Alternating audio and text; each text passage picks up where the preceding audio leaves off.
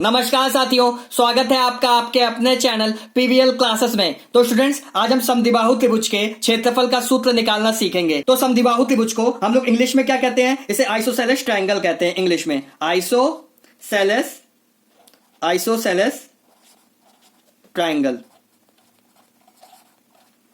तो हमें दिया क्या है? सबसे पहले दिया क्या है, मतलब गिवन क्या है? दिया है ट्रायंगल एबीसी एक समद्विबाहु त्रिभुज है, एक समद्विबाहु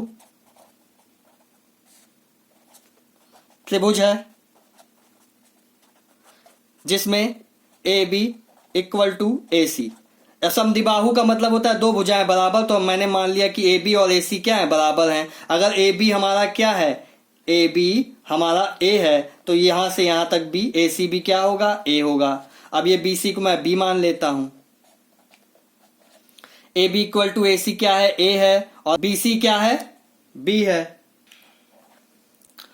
अब मैं क्या करूंगा? वर्टेक्स ए से बी सी पर एक लंब गिरा दूंगा। इससे क्या होगा? बी सी हमारा क्या होगा? दो बराबर भागों में बंट जाएगा। आप ट्रायंगल की ये प्रॉपर्टी जानते होंगे कि किसी भी वर्टेक्स से सामने वाली साइड पे अगर हम लंब गिराते हैं तो वो उस साइड को दो बराबर भागों में बांट देती है। तो बी, इस पॉइंट को जिसपे मैंने लंब गिराया इसको मान लिया डी, तो यहां से यहां तक ये पूरा बी है, तो बी डी कितना हो जाएगा? बी बाई टू हो जाएगा। और इसी तरह डी सी भी कितना हो जाएगा? डी बी बाई टू हो जाएगा। तो मैं देख रहा हूं कि ट्रायंगल ए डी सी अगर हम लें, ट्रायंगल ए डी सी लें, तो ट्रायंगल ए डी सी एक राइट एंगल ट्रायंगल है, समकोण त्रिभुज है। तो इसमें हम पाइथागोरस थ्योरम लगा सकते हैं। तो इन triangle A D C, triangle ADC में हम लोग अब पाइथागोरस थ्योरम लगाते हैं, पाइथागोरस प्रमेय लगाते हैं। पाइथागोरस प्रमेय से पाइथागोरस प्रमेय क्या होती है? कर्ण का स्क्वायर इक्वल टू आधार का स्क्वायर प्लस ऊंचाई का स्क्वायर। यही तो होता है हमारा क्या? Pythagoras theorem. तो यहाँ पे कर्ण क्या है हमारा? A C square equal to क्या होता है? A D square plus D C square. A D square plus D C square. A C मेरा क्या है? ए सी ए है, तो ए स्क्वायर हो गया। ए डी क्या है मेरा? ए डी है, यही तो निकालना है। हाइट, ए डी क्या है? हमारी हाइट है, तो इसको निकालना है हमें, इसकी वैल्यू ए डी का स्क्वायर ये निकालना है। डी सी का स्क्वायर क्या है? डी सी क्या है? B by two. D C क्या है? बी बाई टू का होल स्क्वायर। तो यहां से ए डी का स्क्वायर क्या आ जाएगा मेरा?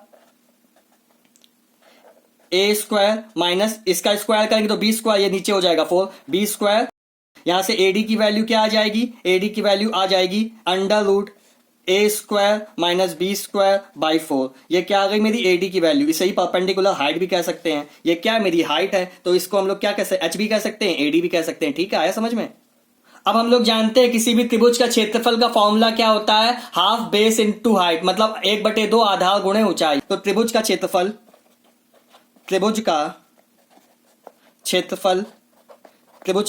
क्या होता है?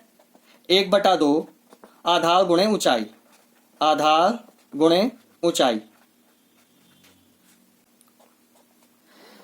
ये बताइए, आधार मेरा पूरा क्या है? हम लोग ट्रायंगल ए बी सी का एरिया निकाल रहे हैं ना, ट्रायंगल ए बी सी का एरिया निकाल रहे हैं। तो आधार पूरा क्या है? बी है, तो आधार हो जाएगा बी। ऊंचाई क्या निकली है? ऊंचाई यही तो निकाली है, ये ए डी तो ऊंचाई है, परपेंडिकुलर हाइट ही ऊंचाई होती है। एडी तो ऊंचाई है, एडी की वैल्यू क्या निकली? ये निकली है, तो बस वैल्यू रख देंगे।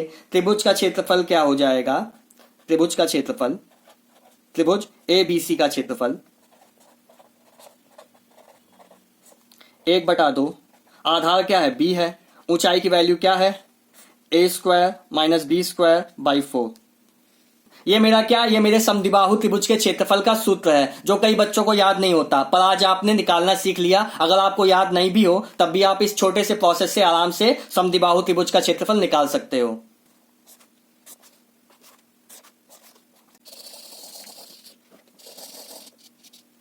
तो स्टूडेंट्स, अगर आपको वीडियो अच्छा लगा हो या कुछ नया सीखने को मिला हो तो चैनल को सब्सक्राइब कीजिएगा, वीडियो को लाइक कीजिएगा। Thank you.